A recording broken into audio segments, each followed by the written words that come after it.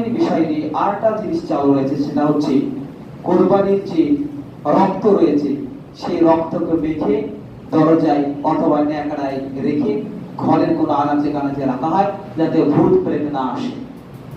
এটা আমাদের সমাজে প্রচলন রয়েছে, তবে এটা কোরআন এবং হাদিস থেকে এর কোনো প্রমাণ নেই, বরং নিষিদ্ধ। এটা হচ্ছে মুশরিকদের কাজ। তাফসীরে ইবনে কাসির 14 নম্বর খণ্ডের 470 নম্বর পৃষ্ঠায় উল্লেখ রয়েছে। তিনি বলেন, মক্কার মুশরিকরা যখন পশুকে উৎসর্গ করত দেবদেবীর নামে, তখন দেবদেবীর সেই রক্তগুলোকে মেখে বাড়িতে রাখতো, কাবা ঘরে মেখে রাখতো, ওটা ভালো করে যত্ন করে রাখতো। এটা মুশরিকদের রীতিনীতি, এটা ইসলামের কোন রীতিনীতি নয়, আল্লাহ সুবহানাহু ওয়া তাআলা দেওয়া কোনো রীতিনীতি নয়, রাসূলের দেওয়া কোনো রীতিনীতি নয়। বরং আল্লাহ সুবহানাহু ওয়া তাআলা বলেন, সূরা মায়েদা সূরা নম্বর 5 আয়াত নম্বর 3, আল্লাহ সুবহানাহু ওয়া তাআলা বলেন, হুরিমাত আলাইকুমুল মাইতাতু ওয়াদ দাম, তোমাদের জন্য হারাম করা হলো মৃত প্রাণী, রক্ত, শূকরের মাংস। রক্ত আল্লাহ সুবহানাহু ওয়া তাআলা আমাদের জন্য হারাম করেছে, আর হারাম কোনো কিছু দিয়ে ওই ভূত প্রেত তাড়া যাবে এটা কোনো হাদিস নেই, বরং দোয়া রয়েছে, সেই দোয়া ব্যবহার করব। দোয়া ব্যবহার করলে শয়তান, ভূত প্রেত এসব আমাদের বাড়িতে ঢুকবে না। সূরা বাকারার প্রথম শেষ দুটো আয়াত 85-86 যদি পাঠ করা যায়, বাড়িতে তারা 3 দিন ধরে শয়তান বাড়িতে ঢুকতে পারে না। আলহামদুলিল্লাহ, والصلاة والسلام على رسول الله وعلى آله وصحبه أجمعين. أما بعد، أعوذ بالله من الشيطان الرجيم. بسم الله الرحمن الرحيم. قال الله تعالى: ولكل أمة جعلنا منسكا ليذكروا اسم الله رب اشرح لي صدري ويسر لي أمري واحلل عقدة من لساني يفقهوا قولي. যাবতীয় প্রশংসা ও যাবতীয় গুণকীর্তন একমাত্র আল্লাহ সুবহানাহু ওয়া তাআলার। আলহামদুলিল্লাহ। তারপরে অগণিত দুরূদ ও সালাম বর্ষিত হোক বিশ্বনবী হযরত মুহাম্মদ সাল্লাল্লাহু আলাইহি ওয়াসাল্লামের উপর। আল্লাহুম্মা সাল্লি আলা, আল্লাহুম্মা বারিক আলা। আজকের খুতবার আলোচ্য বিষয় হচ্ছে কোরবানির বিধিবিধান। আল্লাহ সুবহানাহু ওয়া তাআলা তিনি বলেন সূরা আল-হাজ সূরা নম্বর 22 আয়াত নম্বর 34, আল্লাহ সুবহানাহু ওয়া তাআলা বলেন, ওয়ালিকুল্লি উম্মাতিন জাআলনা মানসাকান লিয়াযকুরু ইসমাল্লাহ, আমি প্রত্যেক জাতির জন্য কোরবানির বিধান দিয়েছি যাতে করে আল্লাহর নাম স্মরণ করতে পারে। যে জন্তুগুলোকে হালাল হিসাবে, রিজিক হিসাবে দিয়েছি তার উপর। তো আল্লাহ সুবহানাহু ওয়া তাআলা যুগে যুগে প্রত্যেকটা উম্মতের, প্রত্যেকটা জাতির জন্য কোরবানির বিধিবিধান দিয়েছেন। আর কয়েকদিন পরেই কোরবানির ঈদ, ঈদুল আজহার দিন উদযাপিত হবে ইনশাআল্লাহ। সেই দিন কোরবানির কি বিধিবিধান আল্লাহ সুবহানাহু ওয়া তাআলা দিয়েছেন সেটাই হচ্ছে আলোচ্য বিষয়। আল্লাহ রাসূল সাল্লাল্লাহু আলাইহি ওয়াসাল্লামকে আল্লাহ সুবহানাহু ওয়া তাআলা খাস করে সৃষ্টি করেছেন, আর এমন ভাবে সৃষ্টি করেছেন যার আদর্শ পৃথিবীর সবচাইতে দামি, যার আদর্শ সবচাইতে উত্তম আদর্শ। আর আল্লাহ সুবহানাহু ওয়া তাআলা বলেন সূরা আহজাব সূরা নম্বর 33 আয়াত নম্বর 21, আল্লাহ সুবহানাহু ওয়া তাআলা আয়াতে বলেন, লাকাদ কানা লাকুম ফি রাসূলিল্লাহি উসওয়াতুন হাসানাহ, রাসূলের মধ্যে রয়েছে সবচেয়ে উত্তম আদর্শ। এই কথা আল্লাহ সুবহানাহু ওয়া তাআলা বলেছেন।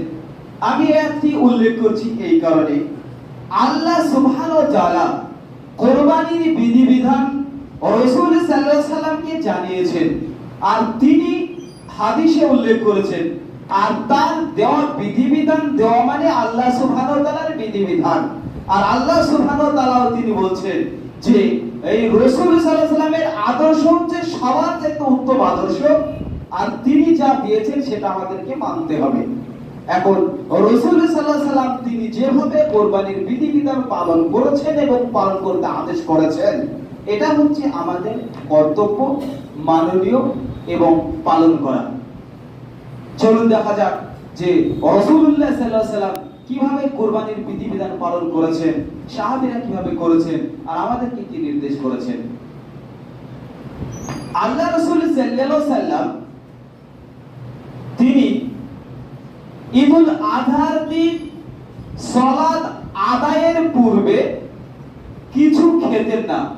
হাদিস মিশকাতের 1440 নম্বর। আল্লাহ রাসূল সাল্লাল্লাহু আলাইহি সাল্লাম ঈদুল আযহার সালাত আদায়ের পূর্বে কিছু খেতেন না। অন্য হাদিসে রয়েছে, বুখারী 951 নম্বর, বারা রাদিয়াল্লাহু তিনি বলেন, আল্লাহ রাসূল সাল্লাল্লাহু আলাইহি সাল্লামকে খুতবায় বলতে শুনেছি, ঈদুল আযহার দিন আমাদের প্রথম করণীয় হলো সালাত আদায় করা। সালাত আদায়ে ফিরে আসবো এবং কুরবানি করব। আর যারা এইভাবে আমাদের মতো অনুসরণ করবে, পালন করবে, তাহলে রাসূলকেই পালন করা হলো, রাসূলকে মান্য করা হলো, অনুসরণ করা হলো। এই কথা আল্লাহ রাসূল সাল্লাল্লাহু আলাইহি ওয়াসাল্লাম তিনি বলেছেন।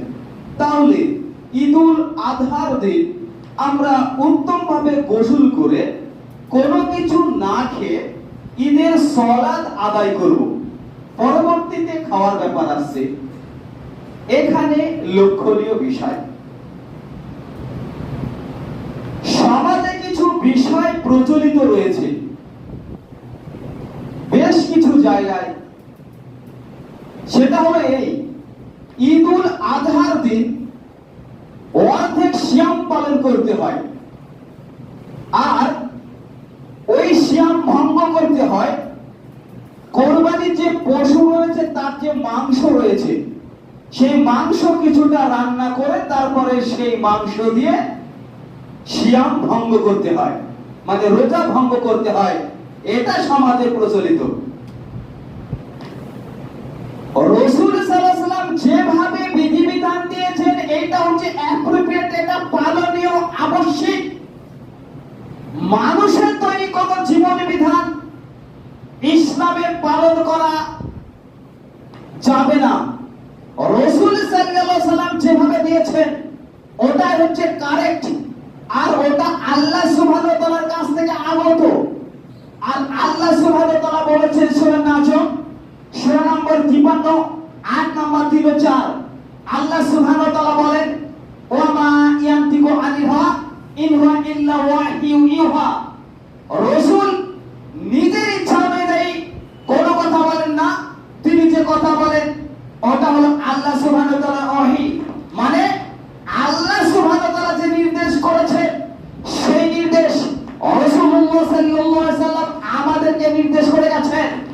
অতএব রাসূল সাল্লাল্লাহু আলাইহি সাল্লামকে অনুসরণ করা মানে আল্লাহ সুবহানাহু ওয়া তাআলাকে অনুসরণ করা। অতএব রাসূলকে মানতে হবে। আপনি কার বিধিবিধান মানছেন, সে ব্যক্তি কোথা থেকে বলছে এটা আপনার জানা জরুরি। আপনি এই কথা কেন বললেন আর কেন এটা পালন করছেন যে ঈদুল আযহার দিন আধখানা সিয়াম রয়েছে, অর্ধেক সিয়াম পালন করতে হয়, আর সেই সিয়াম ভঙ্গ করতে হয় যে কোরবানির মাংস রয়েছে সেটাকে রান্না করার পরে। এটা একেবারে রাসূল সাল্লাল্লাহু আলাইহি সাল্লামের বিরোধী কথা। অথচ রাসূল সাল্লাল্লাহু আলাইহি সাল্লাম বলেন ঈদুল আযহার দিন আর ঈদুল ফিতরের দিন সিয়াম পালন করা সম্পূর্ণ নিষেধ। হাদিস আবু দাউদের 2417, 2418, 2419 বিস্তারিত দেওয়া হয়েছে। রাসূল বলেছেন ঈদুল আযহার দিন অর্থাৎ কোরবানির দিন এবং রয়েছে রোজার ঈদ। এই দুই ঈদে সিয়াম পালন করা, রোজা পালন করা সম্পূর্ণ নিষেধ। আর উনি বলছেন যে 8খানা সিয়াম পালন করবে কুরবানির দিন। তাহলে এটা একেবারে হাদিস বিরোধী কথা, সম্পূর্ণ নিষেধ। আপনি মানুন বা না মানুন, এতে আমার কিছু যায় আসে না। তবে আপনার জীবন বিধান চলতে পারে না, জীবন বিধান চলবে রাসূল সাল্লাল্লাহু আলাইহি ওয়াসাল্লামের জীবন বিধান, আর রাসূল সাল্লাল্লাহু আলাইহি ওয়াসাল্লামকে মানতে বাধ্য। আপনি যা ইচ্ছা করতে কিছু যায় আসে না। আপনি নতুন ভাবে জীবন বিধান তৈরি করেছেন, এটা করণীয় নয়, বরং এটা বর্জনীয়। নাম্বার 2, কুরবানির পশু নিজ হাতে জবাই করতে হবে। ঈদের সালাত আদায় করতে হবে আগে, তারপরে কুরবানি হবে, হাদিস উল্লেখ করেছি। নাম্বার 2, কুরবানি নিজ হাতে করা উত্তম। কুরবানি দেওয়া যেমন ইবাদত, তেমনি নিজ হাতে কুরবানি করাও ইবাদত। আনাস রাদিয়াল্লাহু আনহু তিনি বলেন, আল্লাহ রাসূল সাল্লাল্লাহু আলাইহি ওয়াসাল্লাম নিজ হাতে 7টি উট দাঁড়িয়ে থাকা অবস্থায় নাহার করলেন, আর মদিনাতে হুষ্ট-পুষ্ট শিংওয়ালা 2টি দুম্বা নিজ হাতে জবাই করলেন। হাদিস বুখারী 1712 নম্বর। রাসূল সাল্লাল্লাহু আলাইহি ওয়াসাল্লামকে আমাদেরকে অনুসরণ করতে হবে, এটাই সম্পূর্ণ চূড়ান্ত নির্দেশনা। রাসূল সাল্লাল্লাহু আলাইহি ওয়াসাল্লাম যেভাবে ইবাদত করেছে ওইভাবে ইবাদত করতে হবে। রাসূল সাল্লাল্লাহু আলাইহি ওয়াসাল্লাম নিজ হাতে কুরবানি করেছে, অতএব সুন্নাত হলো আমরা নিজ হাতে নিজেদের কুরবানির পশু নিজ হাতে জবাই করব, এটাই উত্তম। তবে ওয়াজিব নয়, ফরজ নয় যে নিজ হাতেই কুরবানি করতে হবে। অন্য কেউ কুরবানি করলে সেই কুরবানি কবুল হবে না, করা যাবে না, এটা নয়। আপনি যদি না পারেন অন্য কাউকে দিয়ে জবাই করে নেবেন, সমস্যা নেই। তবে উত্তম পথ হলো, সুন্নাত হলো নিজের কুরবানি নিজ হাতে জবাই করা। অন্য একটা হাদিস রয়েছে মিশকাতের 2555 নম্বর, যেখানে আল্লাহ রাসূল সাল্লাল্লাহু আলাইহি ওয়াসাল্লাম 100টি পশুর মধ্যে 63টি নিজ হাতে জবাই করেছিলেন, আর হযরত আলী রাদিয়াল্লাহু আনহু তিনি 37টি কুরবানি পশু জবাই করেছিলেন। এই হাদিস দ্বারা বোঝা যায় যে অন্য কাউকে দিয়ে কুরবানি করলে করা যেতে পারে, তবে সবথেকে উত্তম হচ্ছে নিজের কুরবানি নিজে করা। এতে করে কাপুরুষতা দূর হবে, ভয় ভীতি চলে যাবে। আমরা মুসলিমরা কাপুরুষের জাতি নয়, আর আমরা আল্লাহ সুবহানাহু ওয়া তাআলা ছাড়া অন্য কাউকে ভয় পাওয়ার জাতি নয়। কিন্তু ভয় পাই কেন? আল্লাহ সুবহানাহু ওয়া তাআলার প্রতি যে 100% তাকওয়া আনা দরকার সেটা আনতে পারিনি, এই কারণেই আমরা কাপুরুষতা রয়েছি, ভয় পাই অন্য কাউকে। যদি নিজ হাতে কোরবানি জবাই করি, এই ভয় ভীতিটা দূর হয়ে যাবে। এমনকি নারীদেরকে দিয়েও কোরবানি করা যায়। আবু মুসা রাহমাতুল্লাহ আলাইহি তিনি তার নিজের কন্যাদেরকে আদেশ করেছিলেন যে তোমরা নিজ হাতে কোরবানি করো।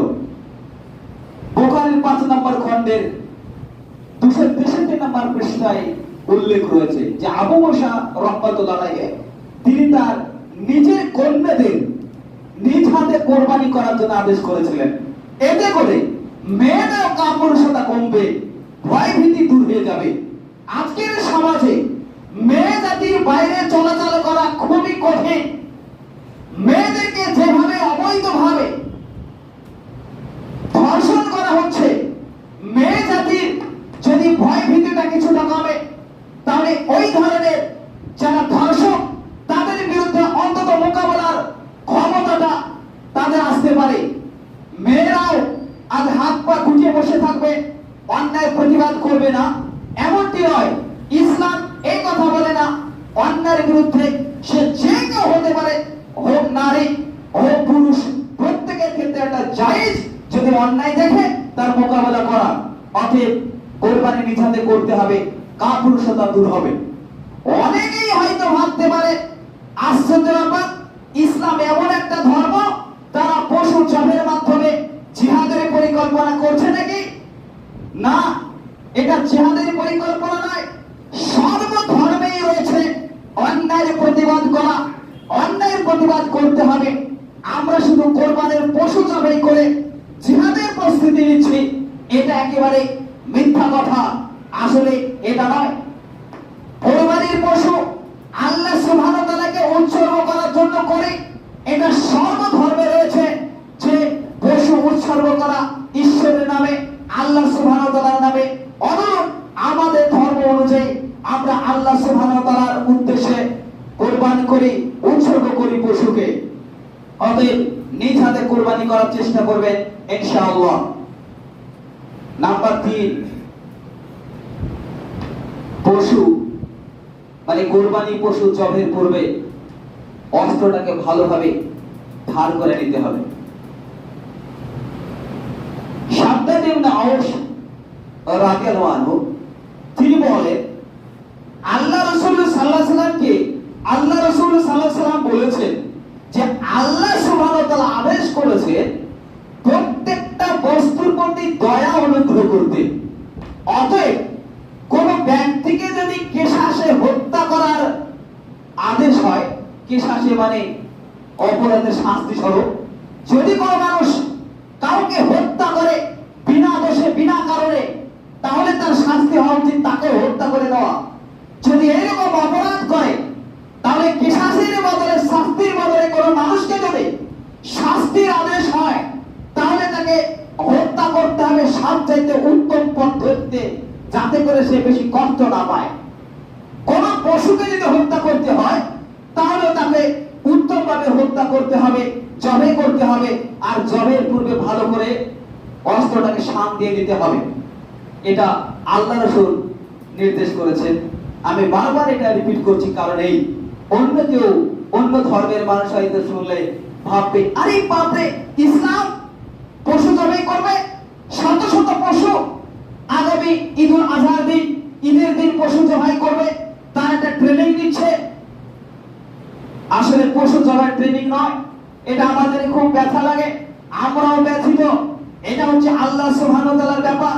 তাকে উদ্দেশ্য করে, তাকে খুশি করার জন্য, উৎসর্গ করার জন্য আমরা পশু জবাই করি। আসলে অন্য কিছু, অন্য কোনো কারণ এখানে লুকিয়ে নেই।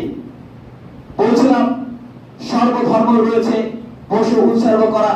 যেমন মা কালীর সামনে পাঠা বলি দিতে হয়, তখন আর কোনো পশু হত্যার কথা সেখানে আসে না। আপনারা উৎসর্গ করেন, বিভিন্ন ধর্মের মানুষ উৎসর্গ করতে পারে, কোনো সমস্যা নেই। আপনার ধর্মে রয়েছে পশুকে উৎসর্গ করা, করতেই পারেন। অনুরূপ ভাবে আমার ধর্মে রয়েছে পশুকে উৎসর্গ করা, পশু উৎসর্গ করছে, কিন্তু পদ্ধতি আলাদা। আল্লাহ রাসূল সাল্লাল্লাহু আলাইহি সাল্লাম আমাদের যেটা পদ্ধতি দিয়েছেন, তিনি কত দয়াশীল, তিনি কত জ্ঞানী এবং পণ্ডিত ছিলেন। তিনি এইভাবে বলেছেন, কোন ব্যক্তি যদি অপরাধ করে, তার যদি শাস্তি হয় হত্যা, তাহলে তাকে উত্তম পদ্ধতিতেই হত্যা করতে হবে, যাতে করে সে কষ্ট না পায়। কোন পশুকে, হালাল পশুকে খাবার জন্য যদি জবাই করতে হয়, তাহলে তাকে সবচাইতে উত্তম পদ্ধতিতে জবাই করতে হবে। জবাইয়ের পূর্বে ভালোভাবে অস্ত্রকে ধার দিতে হবে, শান দিতে হবে, যাতে পশু কষ্ট না পায়। হাদিস মিশকাতের 4073 নম্বর। নাম্বার 4, পশুর সামনে আপনি অস্ত্র ধার দিতে পারবেন না, আপনাকে লুকিয়ে ধার দিতে হবে। আল্লাহ রাসূল সাল্লাল্লাহু আলাইহি ওয়াসাল্লাম বলেন, জবের পূর্বে অস্ত্র ভালো করে শান দাও, আর পশুর কাছ থেকে গোপন করে রাখো, জবাই করো তাড়াতাড়ি। এটা আল্লাহ রাসূল বলেছেন। হাদিস ইবনে মাজাহ 3172। রাসূল সাল্লাল্লাহু আলাইহি ওয়াসাল্লাম জানতেন এই পৃথিবীর বুকে আল্লাহ সুবহানাহু ওয়া তাআলার পরে তিনি হচ্ছেন সর্বোত্তম ব্যক্তি, মহাজ্ঞানী, মহাপণ্ডিত। তিনি আসলে জানেন। এই কারণে আমাদের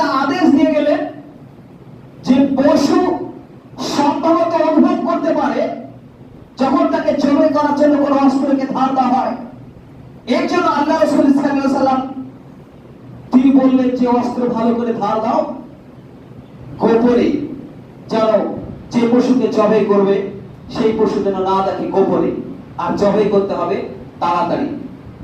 অতএব আমাদের এটা পালনীয় সেটা হলো এই, আমরা পশুকে জবাই করার পূর্বেই ভালো করে ধার দেব, আর পশু থেকে দূরে গোপনে অস্ত্রটাকে ধার দেব। নাম্বার 5, পশু শোয়াতে হবে। কুরবানি পশুকে শুয়ে জবাই করতে হবে। বুলুগুল মারাম 1347 নম্বর হাদিস, মাঈশা রাদিয়াল্লাহু আনহা তিনি বলেন, আল্লাহ রাসূল সাল্লাল্লাহু আলাইহি সাল্লাম একবার দুটি দুম্বা জবাই করলেন শুয়ে। তাহলে এই হাদিস দ্বারা বোঝা যাচ্ছে যে পশুকে শুয়ে জবাই করতে হবে। যদি আমরা শুয়ে জবাই করি, এখানে লক্ষণীয় বিষয়, এমন কি কোনো নিয়ম কানুন আছে যে পশুকে কোনো নির্দিষ্ট দিক করে শোয়াতে হবে, নাকি যে কোনো সোজাই শুয়ে পশুকে জবাই করা যায়?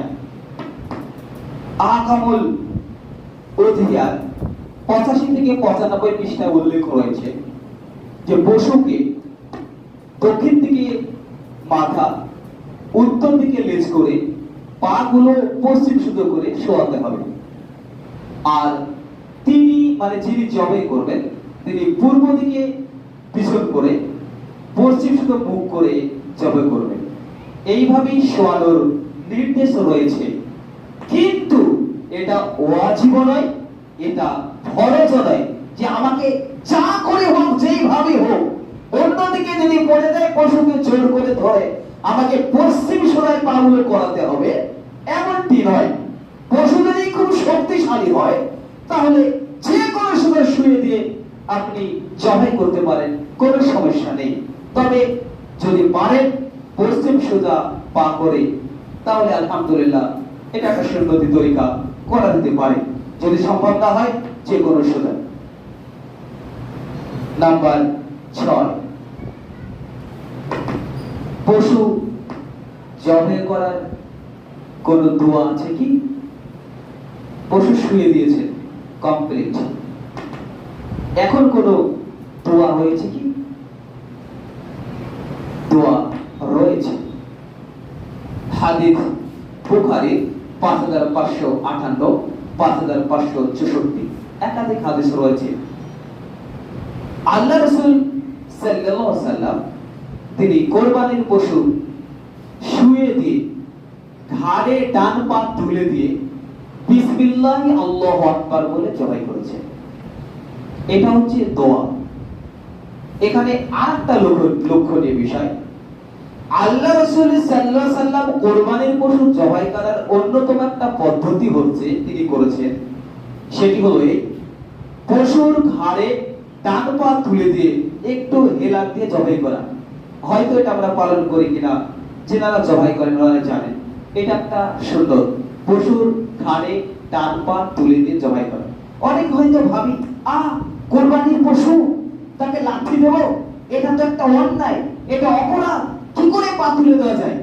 তার মানে আপনি বোঝাতে চাচ্ছেন আমি আল্লাহ রাসূল সাল্লাল্লাহু আলাইহি ওয়াসাল্লাম চাইতে বেশি মানে ময়াশীল, দয়াশীল, ইবাদত সম্পর্কে আমরা বেশি জানি রাসূল সাল্লাল্লাহু আলাইহি ওয়াসাল্লামের চাইতে। নাউযুবিল্লাহ। আল্লাহ রাসূল তিনি করতে পারলেন, তা আপনি পারবেন না, অসুবিধা? আপনার অসুবিধা কোথায়? আল্লাহ রাসূল ডান পা তুলে দিয়ে পশু জবাই করেছেন, তো আপনি বলছেন যে এটা কি করে হয়? তার মানে আল্লাহ রাসূল সাল্লাল্লাহু আলাইহি ওয়াসাল্লাম ভুল করেছেন। নাউযুবিল্লাহ। আর আপনি সেই ভুলটা সংশোধন করছেন। না, রাসূল যেভাবে করেছেন আপনাকে সেভাবেই করতে হবে। এটা হচ্ছে সুন্নতি তরিকা। ডান পা তুলে দিতে হবে পশুর ঘাড়ে, তারপরে বিসমিল্লাহি আল্লাহু আকবার বলে জবাই করতে হবে। তবে অন্য একটি দোয়া রয়েছে, শাইখ আলবানী রাহমাতুল্লাহ আলাইহি ইরওয়াল গলিল 1118 উল্লেখ করেছেন, বিসমিল্লাহি আল্লাহু আকবার, আল্লাহুম্মা ইন্না হাদা মিনকা লাকা, আল্লাহুম্মা তাকাব্বাল মিন্নি। এটা এসেছে এই দোয়াটা চাইতে আর অন্য কোন সই কোন দোয়া নেই, টোটালি নেই। সবচাইতে উত্তম বিসমিল্লাহি আল্লাহু আকবার। এটা হচ্ছে উত্তম পদ্ধতি। এখানে লক্ষণীয় বিষয়, এই দোয়াকে কেন্দ্র করে অনেকেই মনে করেন কোরবানি জবে করার পূর্বে কোরবানিকে খুতবা শোনানো বাধ্যতামূলক। কোরবানিকে খুতবা শোনাতে হবে, কোরবানির পশু হলে তাকে আগে খুতবা শোনাতে হবে, তাকে হেদায়েতের রাস্তায় নিয়ে আসতে হবে, তারপরে জবে করতে হবে। এমন কোন হাদিস নেই, মিথ্যা বানানো দইব জাল একটা হাদিস নেই যেখানে আল্লাহ রাসূল সাল্লাল্লাহু আলাইহি ওয়াসাল্লাম বলেছেন যে কোরবানির পশুকে তোমরা খুতবা শোনাও। একটাও নেই।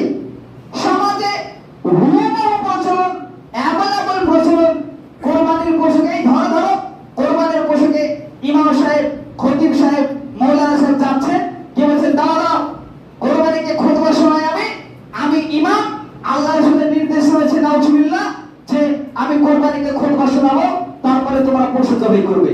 আর উনি প্রত্যেকটা পশুর কাছে যাচ্ছেন, কোরবানি পশুর কাছে, আর তিনি খুতবা শোনাচ্ছেন, খুতবা পড়াচ্ছেন, তারপরে বলছেন জবাই করব। একটা হাদিসও নেই, মিথ্যাও নেই, জালও নেই, দঈফও নেই, কোন হাদিস নেই, তারপরে তিনি এটা করছেন কেন? মনে হচ্ছে আল্লাহ রাসূল সাল্লাল্লাহু আলাইহি ওয়াসাল্লাম এটা কম করেছেন আর তিনি ওটা দিয়ে পূরণ করছেন। নাউজুবিল্লাহ।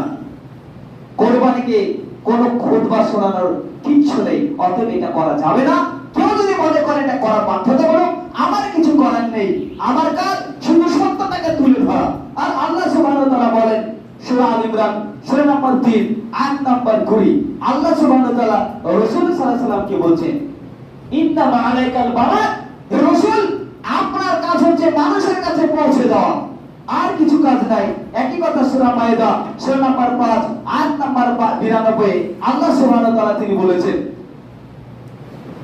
আতিউল্লাহ আতিউর রাসূল যাও তোমরা আল্লাহ রাসূলকে মান্য করো, আর তোমরা সাবধান যদি এটি থেকে মুখ ফিরিয়ে নাও তাহলে জেনে রাখো রাসূলের কাজ হচ্ছে স্পষ্ট করে বলে দেওয়া, প্রচার করা। রাসূলের কাজ হচ্ছে স্পষ্ট করে প্রচার করা, আর কিছু নাই। হেদায়েতের মালিক আল্লাহ সুবহানাহু ওয়া তাআলা, যাকে চাওয়া যায় তাকে হেদায়েত দেওয়া যায় না, হেদায়েত আল্লাহ সুবহানাহু ওয়া তাআলা দিতে পারে। আমিও ঠিক শুধুমাত্র বলছি, আপনারা পালন করুন বা না করুন এটা আপনাদের ব্যাপার, আমি শুধু সত্য কথাটা বলছি। নাম্বার 6, পশু জবাই করা হয়ে গেল। 6 নম্বরে জবাইয়ের সঙ্গে সঙ্গে আপনি খাওয়াতে পারবেন না, মাংস করতে পারবেন না, একটু অপেক্ষা করতে হবে। আজ কয়েক মিনিট সময় যাবে, একটু ধৈর্য ধরবেন, কোরবানির বিষয়টা আমি পুরোপুরি কমপ্লিট করব ইনশাআল্লাহ। 6 নাম্বার, কোরবানি যখন করা হয়ে যাবে, জবাই করা হবে, কিছুক্ষণ অপেক্ষা করতে হবে। মাসউদ রাদিয়াল্লাহু তিনি বলেন পশুকে জবাই করার সঙ্গে সঙ্গে তোমরা গোশতের টুকরো, মাংসের টুকরো করতে শুরু করো না, একটু অপেক্ষা করো, রূহ শরীর থেকে বেরিয়ে যাক আর পশু ঠান্ডা হোক, তখন তোমরা মাংস মানে টুকরো টুকরো করতে শুরু করবে। ইবনে কাসির 14 নম্বর খণ্ডে 466 নম্বর পৃষ্ঠায় উল্লেখ রয়েছে। তাহলে আমাদের আরো করণীয় বিষয় হচ্ছে জবাইয়ের পরে আমাদেরকে কিছুটা অপেক্ষা করতে হবে। পশু যখন একেবারে কমপ্লিট ঠান্ডা হয়ে যাবে, নড়াচড়া কোনো কিছু থাকবে না, তখন আমরা টুকরো টুকরো করে যেভাবে মাংস করার দরকার সেটা শুরু করব ইনশাআল্লাহ। নাম্বার 7, মাংস যদি জবেও যদি কোনো কষাইকে দিয়ে করা হয়, নিজে হয়তো পাচ্ছি না, কষাই নিয়ে এসেছি, তাহলে কি করণীয়? তাহলে কি সেই দিন কোরবানির মাংস দিয়ে কষাইয়ের মূল্য দেওয়া যাবে? হযরত আলী রাদিয়াল্লাহু তিনি বলেন আল্লাহ রাসূল সাল্লাল্লাহু আলাইহি ওয়াসাল্লাম আমাকে নির্দেশ করলেন কুরবানির পশুর পাশে দাঁড়াতে আর তার থেকে কসাইকে কোনো মজুরি না দিতে। হাদিস বুখারীর 1716 নম্বর। কেউ যদি কোনো কসাই নিয়ে আসে কুরবানির পশুকে জবাই করার জন্য, তাহলে কুরবানির মাংস দিয়ে তার মজুরি দেওয়া যাবে না। তার যে আলাদা পারিশ্রমিক রয়েছে, তার পারিশ্রমিক আপনি তাকে দিয়ে দেন। উপহার হিসেবে তাকে এমনি মাংস দিতে পারেন, মজুরি হিসাবে নয়। এটা লক্ষণীয় বিষয়। নাম্বার 8 শেষ করবেন ইনশাআল্লাহ। নাম্বার 8 হচ্ছে আমাদের সমাজে কুরবানির বিষয় নিয়ে আরেকটা জিনিস চালু রয়েছে, সেটা হচ্ছে কুরবানির যে রক্ত রয়েছে সেই রক্তকে মেখে দরজায় অথবা ন্যাকড়ায় রেখে ঘরের কোনো আনাচে কানাচে রাখা হয় যাতে ভূত প্রেত না আসে। এটা আমাদের সমাজে প্রচলন রয়েছে, তবে এটা কোরআন এবং হাদিস থেকে এর কোনো প্রমাণ নেই, বরং নিষিদ্ধ। এটা হচ্ছে মুশরিকদের কাজ। তাফসীর ইবনে কাসির 14 নম্বর খণ্ডের 470 নম্বর পৃষ্ঠায় উল্লেখ রয়েছে। তিনি বলেন, মক্কার মুশরিকরা যখন পশুকে উৎসর্গ করত দেবদেবীর নামে, তখন দেবদেবীর সেই রক্তগুলোকে মেখে বাড়িতে রাখতো, কাবা ঘরে মেখে রাখতো, ওটা ভালো করে যত্ন করে রাখতো। এটা মুশরিকদের রীতিনীতি, এটা ইসলামের কোন রীতিনীতি নয়, আল্লাহ সুবহানাহু ওয়া তাআলা দেওয়া কোন রীতিনীতি নয়, রাসূলের দেওয়া কোন রীতিনীতি নয়। বরং আল্লাহ সুবহানাহু ওয়া তাআলা বলেন, সূরা মাইদা সূরা নম্বর 5 আয়াত নম্বর 3, আল্লাহ সুবহানাহু ওয়া তাআলা বলেন, হুরিমাত আলাইকুমুল মাইদাতু ওয়াদ দাম, তোমাদের জন্য হারাম করা হলো মৃত প্রাণী, রক্ত, শূকরের মাংস। রক্ত আল্লাহ সুবহানাহু ওয়া তাআলা আমাদের জন্য হারাম করেছে, আর হারাম কোনো কিছু দিয়ে ওই ভূত প্রেত তাড়া যাবে এটা কোনো হাদিস নেই, বরং দোয়া রয়েছে, সেই দোয়া ব্যবহার করব। দোয়া ব্যবহার করলে শয়তান, ভূত প্রেত এসব আমাদের বাড়িতে ঢুকবে না। সূরা বাকারার প্রথম শেষ দুটো আয়াত 85-86 যদি পাঠ করা যায়, বাড়িতে ধরে 3 দিন ধরে শয়তান বাড়িতে ঢুকতে পারে না।